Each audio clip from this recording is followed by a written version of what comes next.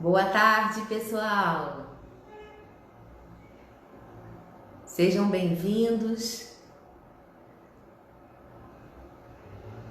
Hoje a nossa live será sobre autismo, um assunto que as pessoas pedem muito no espaço, curso sobre autismo, como trabalhar sobre autismo, o que é autismo, características.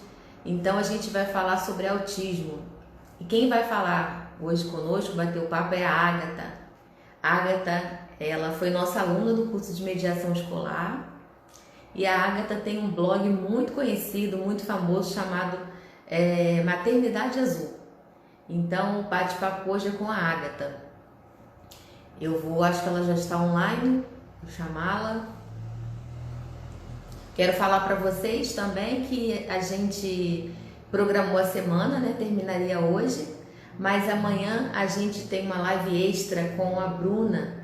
Bruna é psicóloga, autora do livro sobre psicologia positiva, um livro muito bacana. E amanhã a gente tem no mesmo horário uma live extra com ela. Então a gente vai aumentar em 1 hora o certificado para quem fez a inscrição conforme a gente combinou. E aí amanhã a gente também vai lançar uma promoção de um atendimento online com a Bruna em psicologia positiva. Então vai ser bem legal, né? Ó, eu tô vendo que ela já está aí, a Agatha. Fala. Evelyn tá aí, já vi.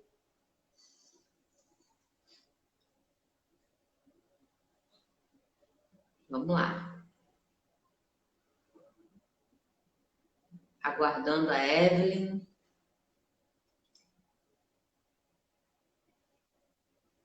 A Agatha. Bruna tá aí também, Bruna. Bruna que vai fazer a live amanhã.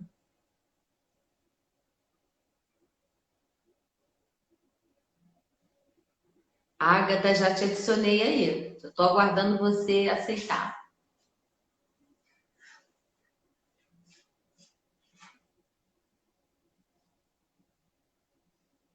Já foi.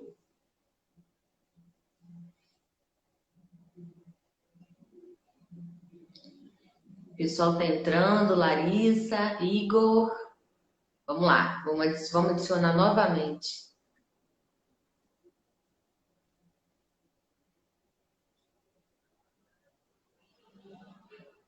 Maria Paula tá aí também. Oi, Agatha! Oi, tudo bom? Tudo ótimo! A Vou Agatha é botar aqui muito no meu. experiente. A Agatha é muito experiente em live, tá sempre fazendo live, tá sempre batendo um papo aí no Instagram, né? Tem muita Sim, verdade. experiência aí no assunto. Pois é, Então, né? eu falei pro pessoal que você foi nossa aluna do curso de mediação, né? Depois disso já deu alguns cursos conosco sobre autismo. E aí eu falei que autismo é o assunto mais pedido entre as pessoas que frequentam o Pois espaço. é, né? E aí a gente vai bater um papo bem bacana com a Agatha hoje. Você quer se apresentar? Sim, sim. Vou começar. Oi, meninas, boa noite. Boa tarde, né, gente? 5 Boa horas. tarde. Boa tarde, Luciana. Tô vendo aqui as meninas que estão entrando. Não sei se tem meninos. Vamos ver aí. Eu queria que vocês dissessem para mim o que que vocês são. Se são pedagogas, professoras, psicólogas, se são mães de crianças com autismo, para a gente poder direcionar assim como que a gente vai falar melhor, né, sobre o autismo. A Vou me maioria apresentar, são professores. a A maioria, maioria né? são. Isso, é. Aham. Eu sou a Agatha, eu sou a mãe do Hugo e ele foi diagnosticado com autismo há uns 2 anos. E a partir de então eu comecei a estudar porque eu entendi que eu precisava saber o que estava sendo feito com meu filho, né? Eu não podia deixar só que os profissionais trabalhassem, sabendo que a intensidade no tratamento é muito importante. Então, se ele estava 1 hora com a terapeuta, ele ia ficar mais tempo comigo sendo estimulado também. Então, a partir daí, eu comecei a mergulhar no mundo do autismo. Eu já fiz cursos de análise de comportamento, estimulação precoce, mediação escolar com Espaço Saber. E também agora eu estou estudando pedagogia. Agora eu sou uma aluna de pedagogia e espero um dia poder contribuir muito mais para vocês, minhas amigas de profissão, e para os pais e mães por aí, né? Pelo Brasil. Bom, muito legal aqui, tô vendo. Tem uma pessoa, a Josi tem uma sobrinha com autismo. Legal, Josi. Estamos aí no mesmo ritmo. Dani, professora e pedagoga. Legal, gente. Conhecer um pouquinho vocês. Diariamente eu tô lá no meu Instagram, Maternidade Azul Autismo, falando sobre a nossa vivência, a nossa experiência e os aprendizados que eu venho conseguindo, eu sempre divido. Essa semana eu também estou fazendo uma semana de live sobre brincar.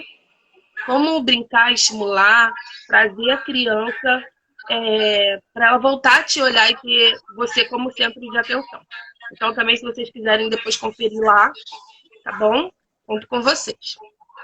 Bom, a Luciana me deixou assim, sabe, nervosa, porque todo mundo quer saber sobre o tema do autismo, né? E eu fico assim, caramba, que responsabilidade, será que eu vou conseguir? Sério? Então eu fico assim, muito preocupada por ser mãe. Eu me coloco no lugar... Calma aí, rapidinho, gente.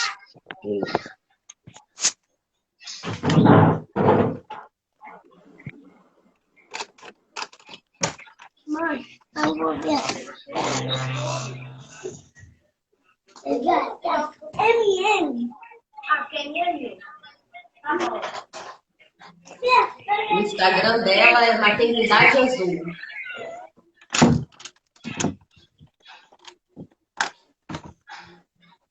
Maternidade Azul. Oi, meninas, desculpa. Porque eu sou mãe e eu estou sozinha na quarentena com os meus filhos. Então, pode ser, eu deixei tudo preparado aqui, mas pode ser que aconteça alguma situação. Então, eu queria me desculpar com vocês. Bom, meninas, vamos voltar. Boa tarde, tem muita coisa para ser falada. E, bom, aqui todo mundo, né, já está ciente, já conhece uma criança com autismo. Se não conhece, a professora, educadora, pedagoga, vai acabar encontrando uma criança autista no meio da sua jornada, porque hoje, cada vez mais, estão sendo diagnosticadas essas crianças com autismo, né? E há sempre, levantam sempre essa questão, nossa, mas por que tanta criança com autismo? Do nada, todo mundo é autista agora, o que é isso? E não é, gente, o que acontece? Com o passar dos anos, a maneira de se fazer esse diagnóstico, de perceber esses detalhes, ela está cada vez mais elaborada. Eles têm mais evidências. Então, é muito mais fácil para os profissionais, neurologistas ou psiquiatras infantil, darem esse laudo sobre o autismo para as crianças. Mas vamos tentar entender.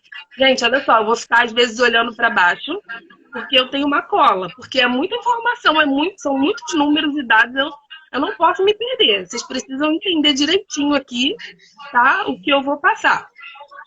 Então, o autismo, gente, o que é? Né? O transtorno do espectro do autismo. É um transtorno do neurodesenvolvimento. Então, o que acontece? Algumas funções neurológicas que deviam funcionar de uma determinada maneira não funcionam dessa maneira que habitualmente acontece com a maioria das pessoas. Então, no decorrer do crescimento dessa criança, na primeira infância vão aparecer esses atrasos. A pessoa é diagnosticada com autismo, por exemplo, pode ser que ela seja diagnosticada mais para trás, mas esses atrasos, esses sinais, esses déficits, essas perdas têm que ser observadas até os 3 anos, nessa primeira infância, tá bom? E a gente também tem que entender, quando a gente fala de autismo, na maioria, a gente já pensa assim, dificuldade, problema, falta de habilidade, primeira coisa que vem na nossa cabeça. Mas a gente também tem que entender que eles também têm habilidade. Então, na hora da gente olhar o aluno autista e falar, caraca, gente, vamos ser realistas, é difícil, né? Ninguém aqui está falando que é fácil. A gente está junto tentando aprender um pouco mais para poder cuidar deles, para poder educá-los, né? Mas é muito complicado. Mas, assim, a gente tem que tentar olhar também que eles têm habilidades, né? Eles têm peculiaridades e você também pode trabalhar em cima disso. Então, sempre tentar olhar também por esse outro lado, que é um pouco difícil, mas vale a pena também olhar por aí, tá? E vamos ver a parte, assim, genética, né? Da onde que vem o autismo? O autismo é um transtorno de multifatores, tá? Ele não é só genético, né? Genético que a gente diz assim, ó. Primeiro, ele pode 81% dos casos de autismo são hereditários. O que significa isso? Esse autismo vem do pai e vem da mãe ou de cada um. Essa criança carrega essa carga genética de cada um deles. Ou pode ser uma combinação de variantes. O que acontece? Você recebe uma carga do seu pai, você recebe uma carga da sua mãe, e quando você está se formando no útero materno, quando as células são divididas, você faz novas mutações. Então, às vezes, não está presente nos seus pais, mas está presente em você. Isso não só para o autismo, para qualquer outra síndrome genética, pode acontecer essas mutações do tipo novo. Tá bom? E tem os fatores ambientais, que todo mundo fala muito, e muitos não têm comprovação científica robusta. Então, assim, como é que eu posso dizer? Agrotóxicos. Não tem pesquisas, tem dados, tem artigos, mas não são pesquisas robustas, não tem estudos de grupo controle, pesquisas mais profundas. Então, os dados que a gente pode falar a respeito dos fatores ambientais relacionados ao autismo seria a idade dos pais, ambos os pais, superior a 35 anos. Mas a idade do pai, acima de 40, é um fator muito mais agravante. Por quê?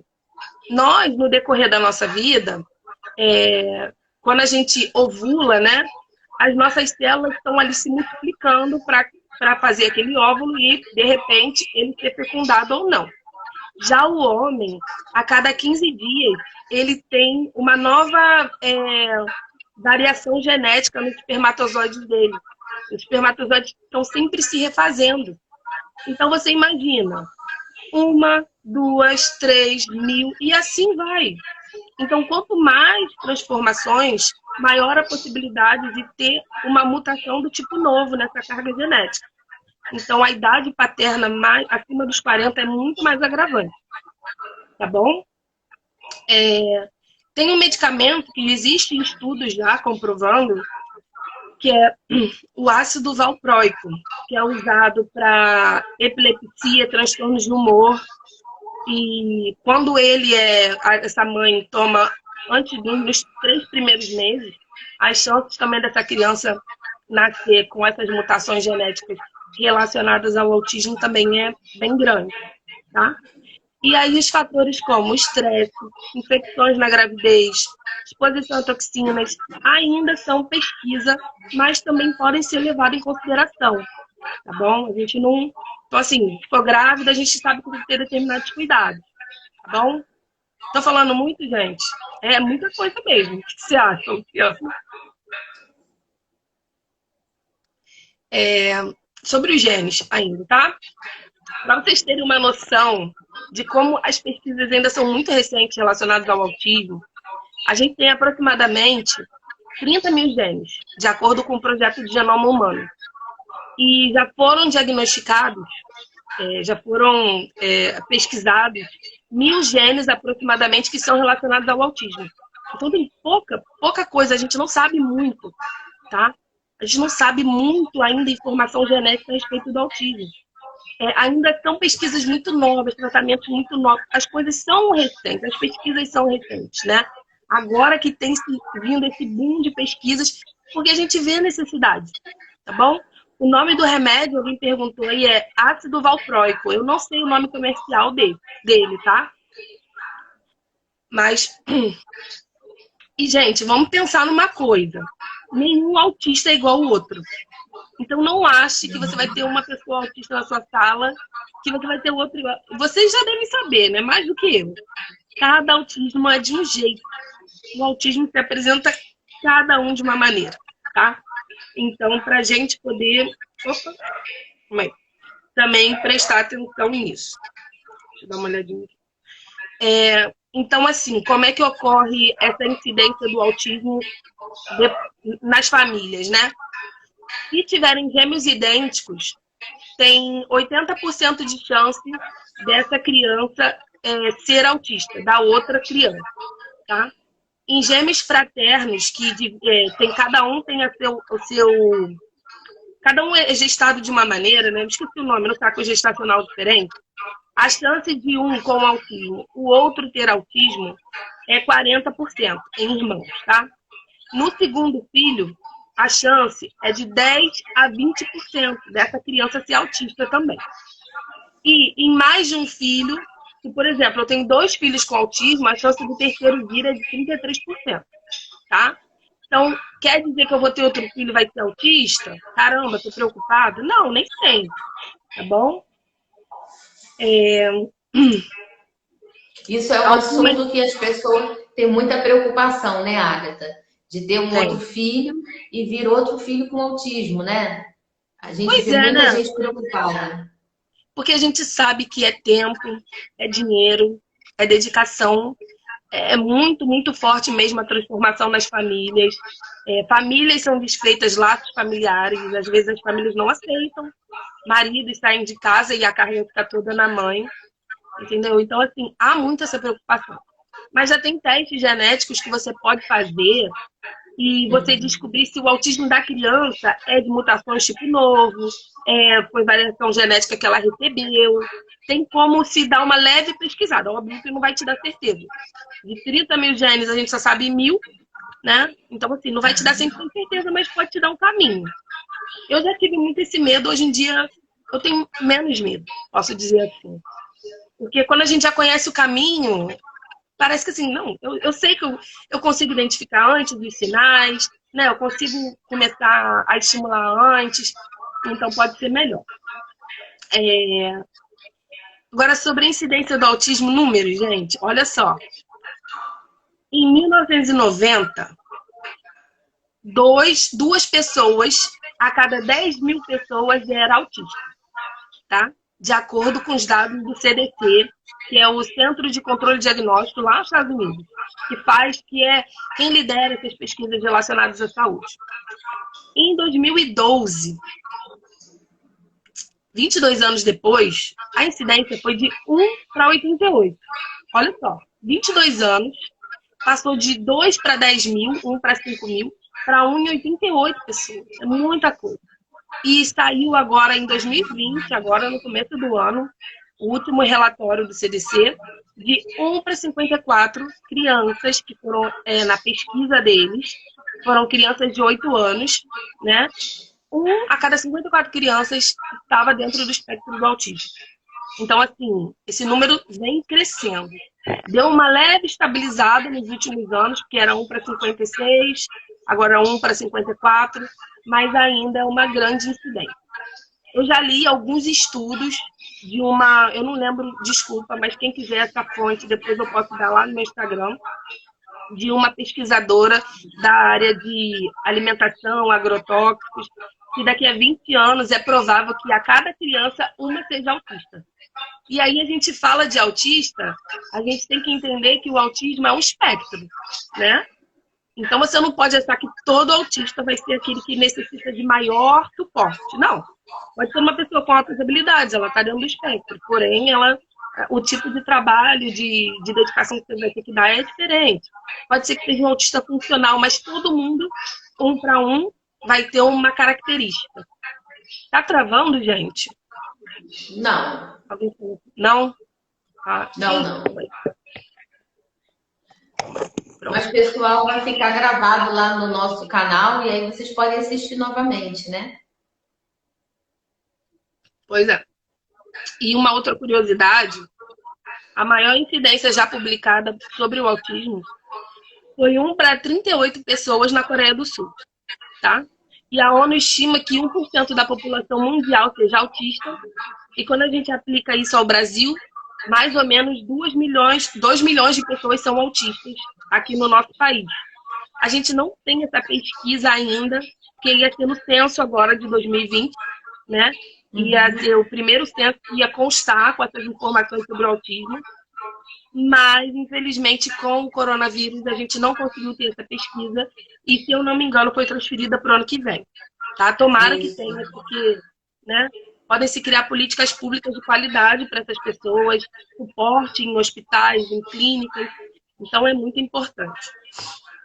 Outra informação, nesse último estudo do CDC de 2020, a cada 4 meninas, a cada 4 meninos, uma menina é autista, tá? Então, a cada 4, por isso que se chama mundo azul, a cor é azul, porque a maior incidência é em meninos. E outra coisa, a genética explica. Eles dizem que as mulheres têm uma maior resistência a essas variações genéticas. Por isso que a maior incidência é em meninos do que em meninas. Tá bom? Esse ano a gente não teve nada, né, Agatha? No dia 2 de abril, o Dia Mundial do Autismo, a gente não teve caminhada. Eu botei até minha camisa hoje aqui do autismo, mas a gente não teve nada por conta da pandemia, né? Pois é, nem fala. Nem só as comemorações do dia 2, né, que é muito importante. Foi assim que eu descobri o autismo do meu filho. No dia 2 de abril de 2018, eu estava vendo o jornal. E começou a falar do autismo. Eu falei assim, meu Deus, isso é meu filho. E fui para o Google e pesquisei, e daí começou a minha jornada. Então, por isso que é importante a gente falar sobre autismo, né?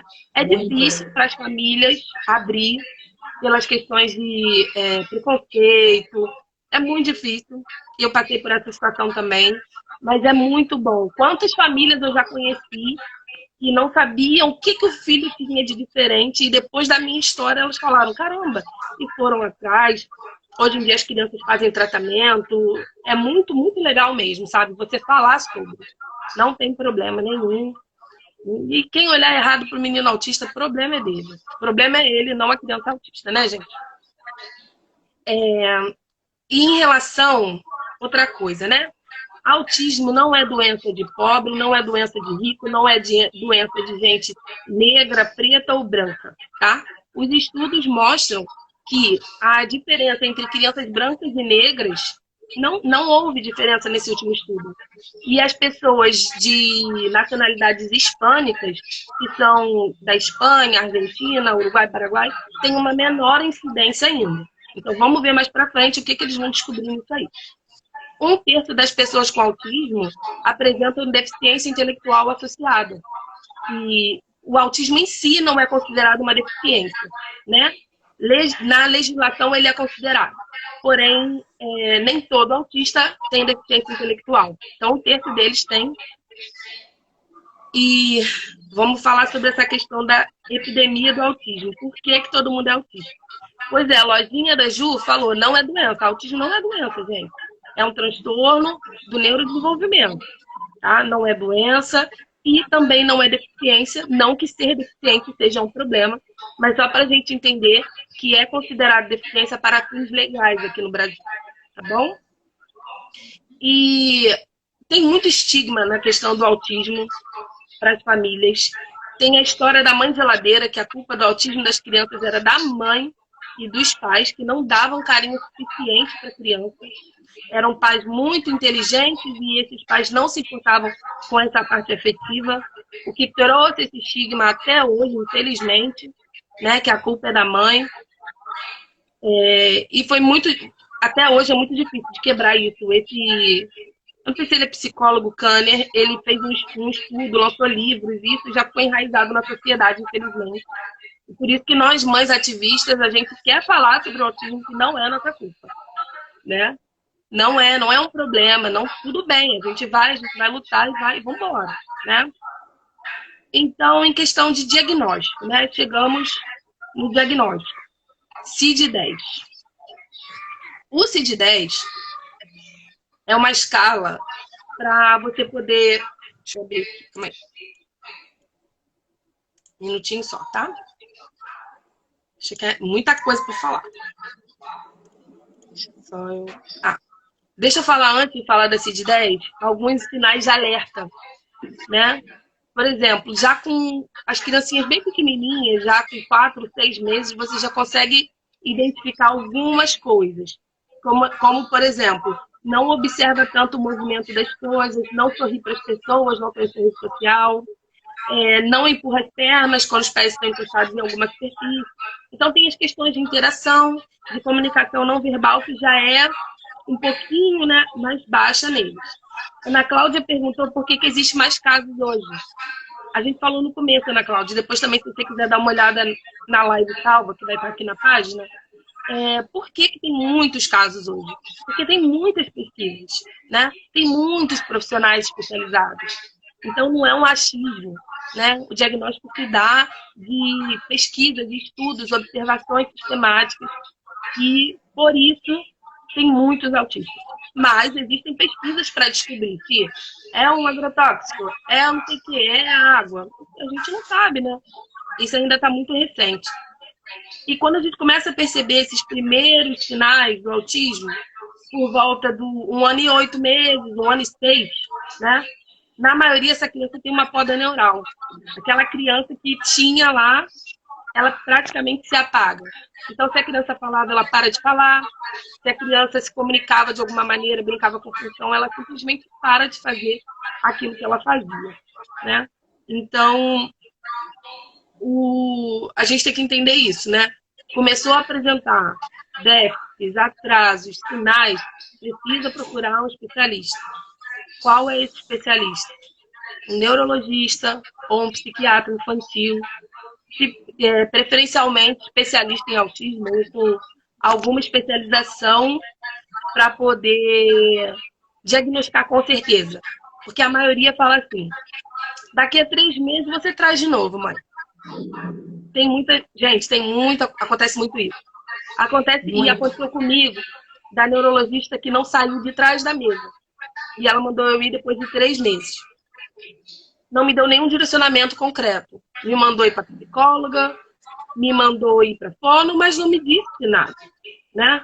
Então, perdida eu estava, perdida eu fiquei. Seria o autismo regressivo? Perguntaram, sim, é o autismo regressivo, né? Algumas crianças já apresentam características desde muito pequenas. E é muito difícil diagnosticar, mas existem profissionais especializados e até protocolos para diagnosticar essas crianças. Mas a idade que mais é diagnosticada é aos 2, 3 anos. Dá um diagnóstico dessa criança, porque ela já acumula muitos atrasos, né? Já está bem diferente das outras. Então, a gente já disse, o autismo é um espectro, vai do mais leve ao mais severo. E os níveis, né, do autismo, leve, moderado, severo, que hoje em dia a gente fala nível 1, 2, 3, são ditos pela quantidade de suporte que essa criança precisa e o quanto ela se comunica, tá? Então, se essa criança necessita de pouco suporte e ela se comunica verbalmente ou não verbal, ela seria leve, tá? Se essa criança precisa de um pouquinho de suporte e tem questões na comunicação, tá? Então, vai por isso, até chegar no severo, que essa pessoa precisa de total suporte e ela não se comunica, tá bom? E olha só, não quer dizer que é leve e não pode ir para o severo, e não quer dizer que é severo e não pode ir para o leve. Tudo isso vai do que você está fazendo com a criança, do quanto ela é estimulada, tá bom? E a CID-10, né? Vamos chegar já, a criança chegou lá no médico, né? Todo esse diagnóstico é feito por observação, não existem exames que dão diagnóstico de autismo. Então, vem depois de fazer esse exame aqui, que eu vou te dar o diagnóstico. Não é necessário isso, tá? Esse diagnóstico pode acontecer antes desses exames. Esses exames são complementares para você descobrir se tem alguma outra coisa associada ao autismo, tá bom? Deixa eu ver alguma outra informação aqui. Gente, estão me chamando, meus filhos. Meu Deus do céu, gente. Gente, quarentena, pandemia não é pra mãe. O negócio é difícil demais. Pra todo mundo tá difícil, né, gente? Olha, hoje já teve aula de Muito. 2. Eu tenho que cuidar de 2. E não, até isso aqui. Meu marido trabalha embarcado. E ele fica mais de um mês fora. Então eu fico sozinha, literalmente, com 2 crianças bem lesadas. Entendeu? Bom, deixa eu falar da CID-10, calma aí. A CID-10 e o DSM-5 são ferramentas que esse neurologista ou psiquiatra utilizam para poder classificar se essa criança é autista ou não, tá? Hoje em dia, aqui no Brasil, a gente, para fins de diagnóstico, a gente ainda usa o CID-10. Mas lá fora, na maioria, eles só usam o DSM-5, tá?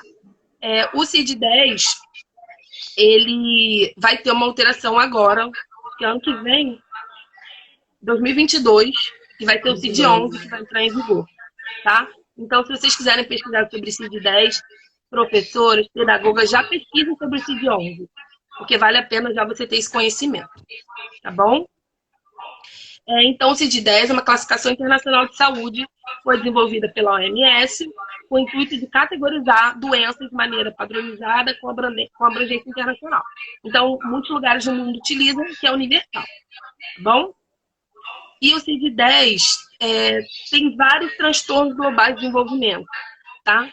Mas só alguns dali são considerados autismo, de fato, principalmente no Brasil, em questão de diagnóstico, leis e direitos, tá bom?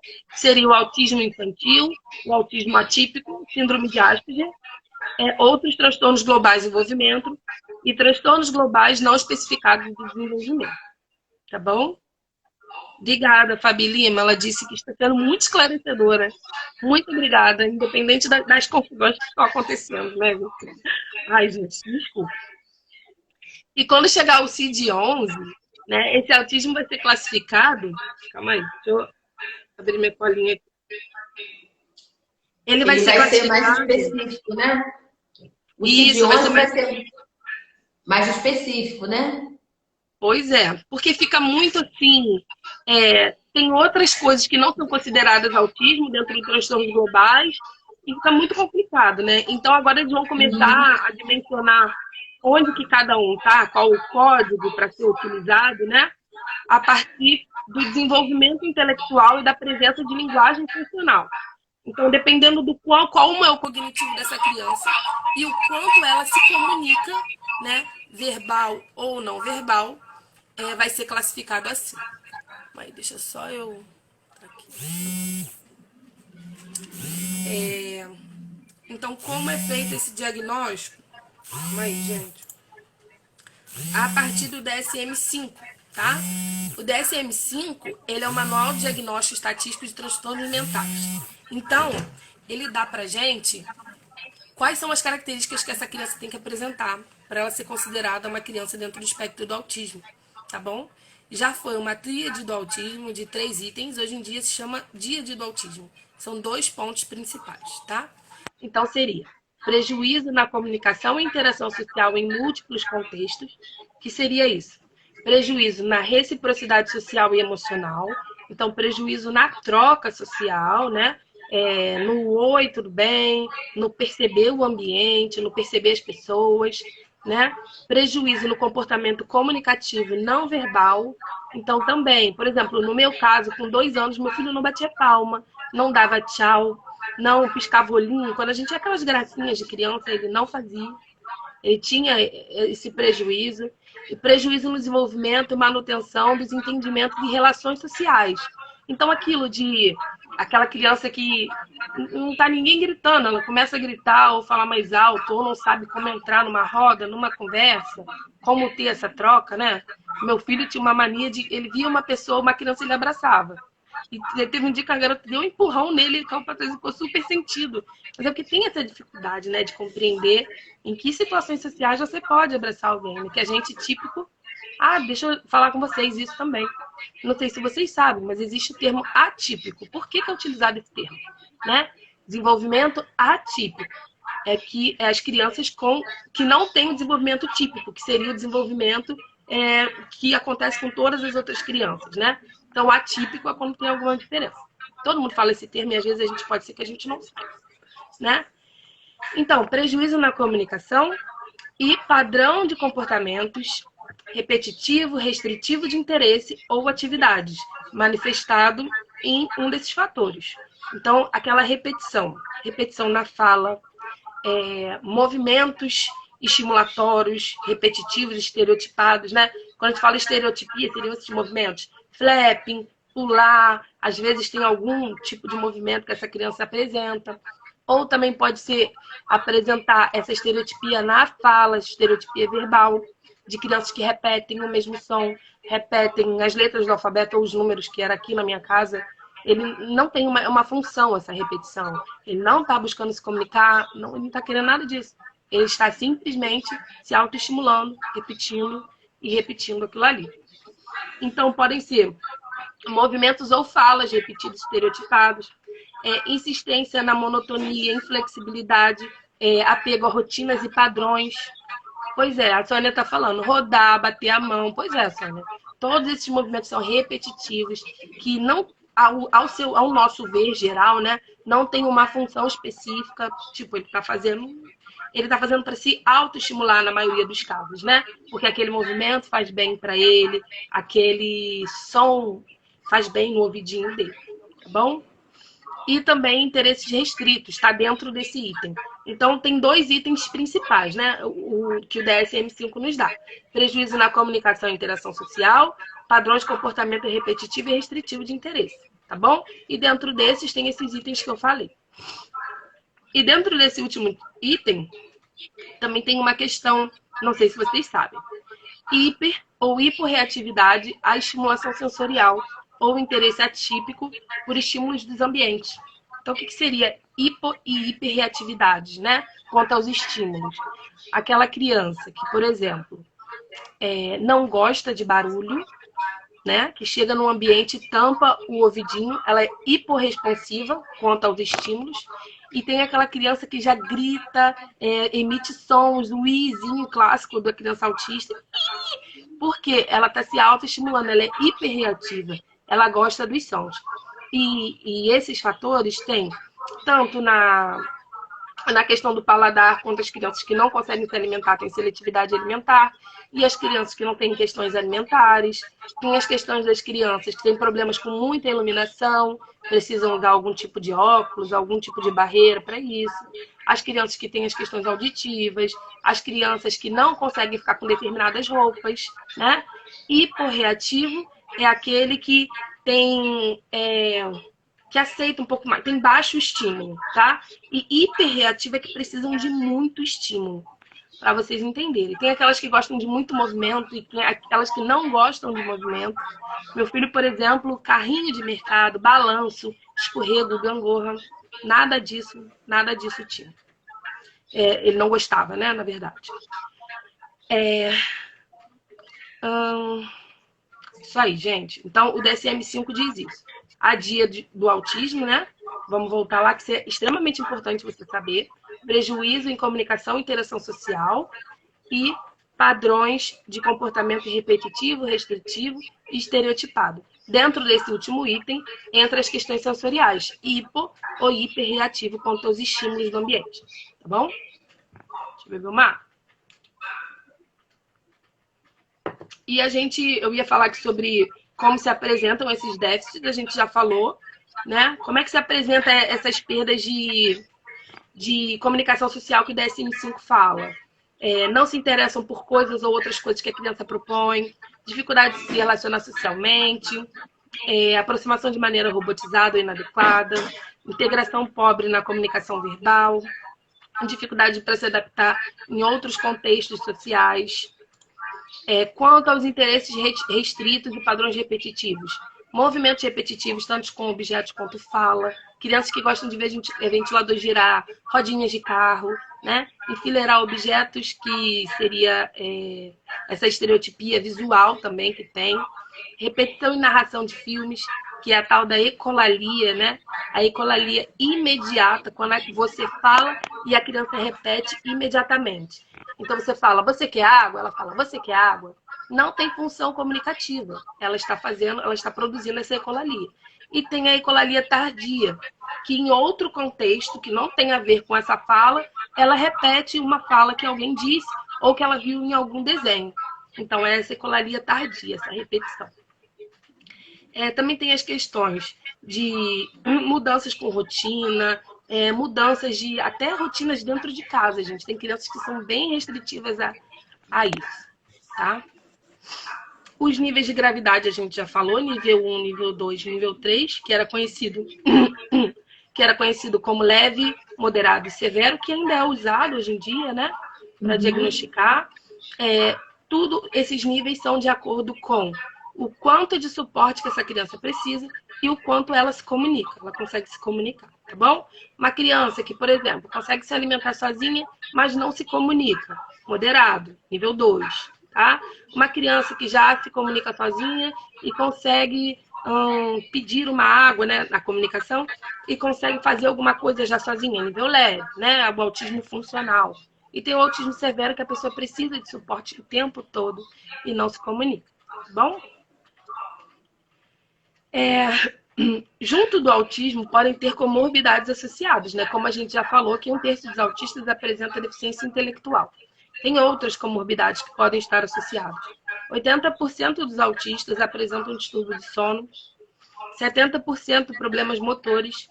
As professoras devem perceber muito isso. Aquela criança que tem aquela hipotonia de postura, né? Tem dificuldade no andar também, às vezes, é muito mole. Na escrita, então, gente, a gente faz tanto trabalho dentro de casa também que você não entende. Motricidade fina e grossa é o que eu mais faço aqui nessa casa com essa criança. Entendeu? Então, assim, tem que estimular muito, né, essas crianças. E outros critérios de avaliação, né? Quando esse médico fala assim, bom, essa criança apresenta sinais que ela pode ser que seja autista. Ele pode mandar essa criança para uma equipe multidisciplinar, né? Para poder que todo mundo avalie. A escola, o professor, um psicopedagogo, um terapeuta ocupacional. Cada um desses vai observar ela quanto a protocolos. Então, existem vários tipos de avaliações. Vou falar alguns aqui, tá bom? Tem o checklist do modelo de intervenção precoce, tem o ZIBMAP, tem o ATEC, tem vários, MChat, tem vários tipos de protocolos que eles fazem e eles observam quantos atrasos essa criança tem e quais atrasos essa criança tem, tá? Isso também ajuda a ele dar esse diagnóstico, tá bom? O tratamento do autismo, gente, pode melhorar muito a vida da criança, muito mesmo. O meu filho, ele começou a fazer o tratamento pelo plano de saúde e ele fazia 30 minutos por dia de psicopedagoga e fazia 30 minutos de fonoaudióloga. Só que você pensa só, se você chega na academia e você quer ficar com aquele corpo sarado pro verão, né? Se você malhar só 30 minutos por semana, você acha que você vai demorar mais tempo para ficar malhado, sarado? Vai demorar muito, entendeu? Então, por isso que há necessidade de que o tratamento do autismo seja intensivo. Então, quanto mais horas essa criança for estimulada, é melhor para ela. Na minha casa, depois, quando a gente começou a compreender tudo isso, o meu filho começou a fazer 15 horas por semana de estimulação. Hoje em dia, o desenvolvimento dele já é compatível com uma criança da idade dele. Então, ele não apresenta mais atrasos relacionados ao autismo. Tem questões, porque ninguém deixa de ser autista. Pode vencer os atrasos, mas a pessoa sempre vai ser autista. Por exemplo, ele tem 3 anos, ele já escreve e lê. Então, assim, é uma coisa... Seu menino tem 3 anos? 3 anos. Ele começou... Deixa eu ver o que aconteceu aqui. Não tô te ouvindo direito. Calma aí. Tá bem baixo. Melhorou? Oi? A Cris Jordão tá aí, Cris. Muito obrigada, seja bem-vinda. Cris é fono. Ela tá falando que os planos, né, a Cris Jordão, que os planos não permitem, não atendem, né? Os convênios não atendem mais tempo, né? Isso. Mas aí eu acho que quem podia dar essa informação melhor, numa outra oportunidade de live, é o Dr. Caio, né? Que eu já fiz aula com ele também, ele dá aula lá com vocês. E nós temos uma liminar judicial que dá esse direito ao meu filho de ter esse tratamento. Então tem sim essa possibilidade. É um caminho difícil para as famílias, mas vocês podem mencionar isso a elas, que há esse caminho, né? Tanto pela Procuradoria Pública, quanto no advogado privado. Não é um processo caro, é um processo trabalhoso, mas não é um processo caro. Então, vale a pena, se a família tiver plano de saúde, senão esse advogado entra contra o SUS.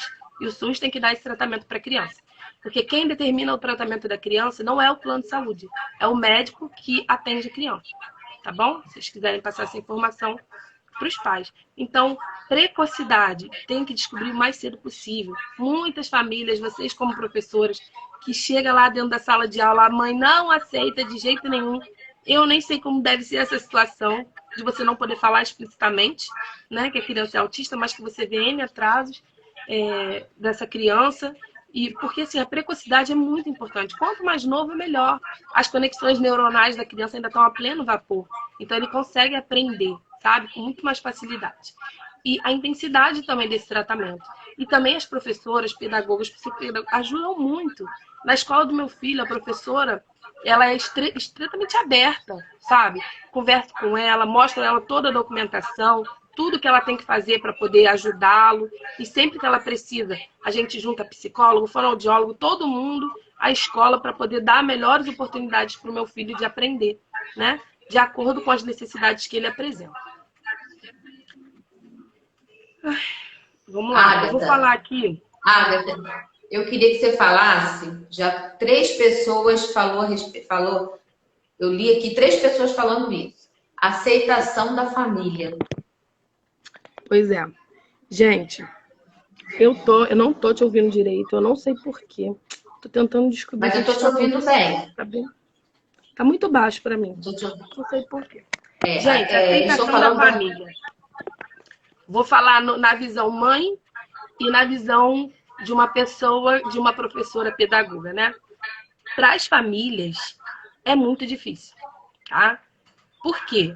Quando a gente está grávida, ou quando a gente se casa, ou quando a gente cresce, né? A gente idealiza que a gente vai ter um filho X, que ele vai fazer a faculdade X, que ele vai ter a vida X, que ele vai viajar para tal. Só que o que a gente tem que entender é que a maternidade não é isso, né? A gente não pode colocar as expectativas do que a gente não viveu em cima de uma criança que nem ao mundo veio ainda, né? Então, isso foi o principal ponto para mim, né? O que as pessoas iam pensar, o que as pessoas iam falar. Caramba, por que meu filho é diferente? Né? Eu não aceitava o autismo. Eu olhava assim e falava, meu filho não é autista, como ele é esperto. Tipo, como se a criança autista não fosse esperta também, entendeu? E é um processo doloroso, até para ser abordado com as mães, porque a gente repara, sim, que a criança é diferente, né? Eu fui numa festa que uma criança mais nova que meu filho já falava, se comunicava, apontava. Meu filho só corria de um lado para o outro. Então, assim, a gente percebe, mas a gente não quer enxergar por causa desses sonhos e anseios que a gente coloca naquela criança, né? Então, assim, é difícil para essa mãe sair daí, desse lugar. E para as professoras e profissionais, eu acho que é muito mais difícil. Porque, assim, quem pode diagnosticar o autismo é o neuro e o psiquiatra. Os pedagogos, os professores podem dar um toque, mas não podem falar seu filho é autista, né? Então, você tem que meio que pisar em ovos, porque tem famílias que até processam a escola. Existem essas questões, né? Discutem com o diretor que a professora é isso, que a professora é aquilo, tá falando que o filho dela é diferente. E, cara, às vezes a criança tá ali apresentando todos os sinais, todos os atrasos, a criança não senta, e a professora muito ou pouco pode fazer. Então, assim, nessa questão, como eu gostaria de ser abordada nessa hora, era que essa professora chegasse para mim, que tá com a criança todo dia, né? E você pode fazer assim, ó, olha só. Na idade tal, a criança já tem que falar 5 palavras, por exemplo, né? E, ó, seu filho, ele não se comunica ainda, né? Ele não se comunica apontando quando ele quer beber água, né? Então, aqui, ó, se você observar no desenvolvimento infantil, ele já tinha que estar apontando. Então, vê se você leva ele, conversa com a pediatra, né? Vê se você leva ele para fazer uma avaliação. Então, assim, tem meios de você poder chegar como professora. Eu sei que às vezes a escola mesmo não permite.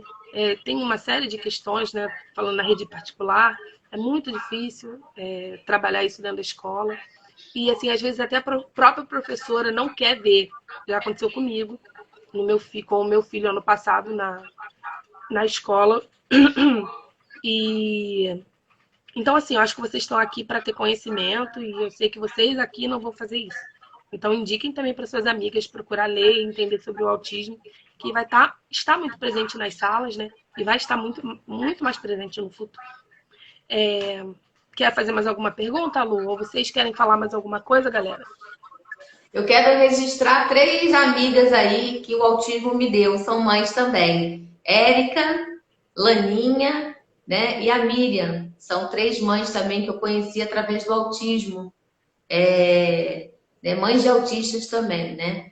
Então, Legal. assim, isso que você falou, que infelizmente a família que você mostra, é difícil, né? É difícil. A gente vai conquistando aos pouquinhos, né, Agatha? A Pois é. gente vai conquistando a família, mostrando com muito carinho, né? Porque não é fácil.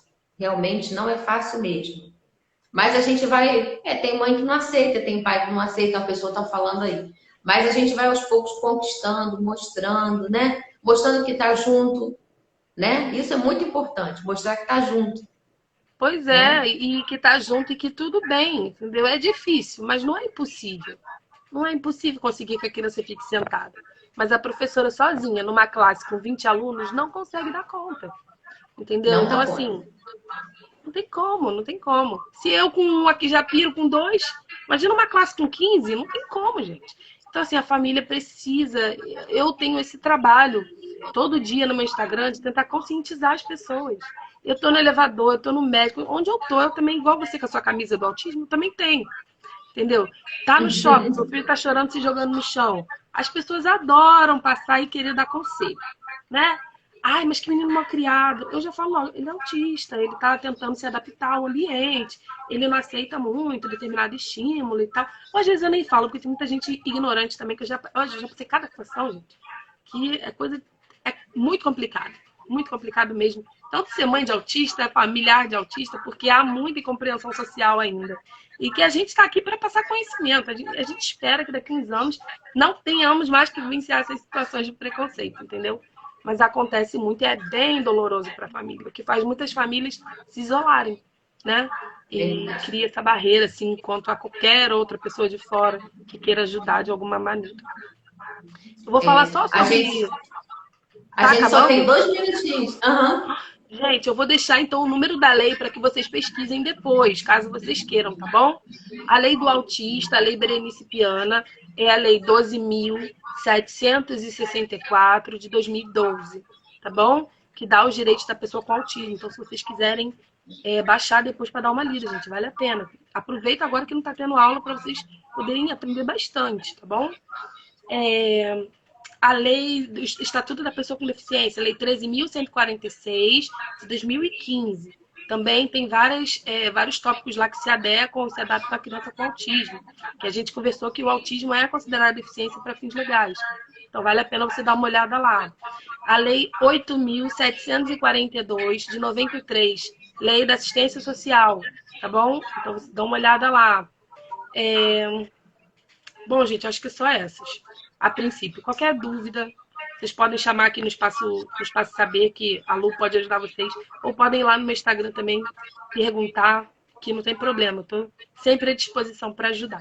Tá bom, Lu? Muito obrigada pela sua oportunidade de falar do autismo, que eu amo, amo, amo falar, porque vai mudar o futuro do meu filho e dos amiguinhos dele. Então, para mim, isso é muito importante.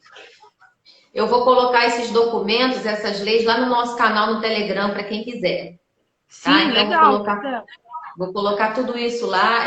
Nosso canal é Espaço Saber Niterói. Então vou disponibilizar essas leis lá para quem quiser ter acesso, ler, tá bom? A gente que agradece muito você, né? Assim, eu gosto muito de ouvir as mães.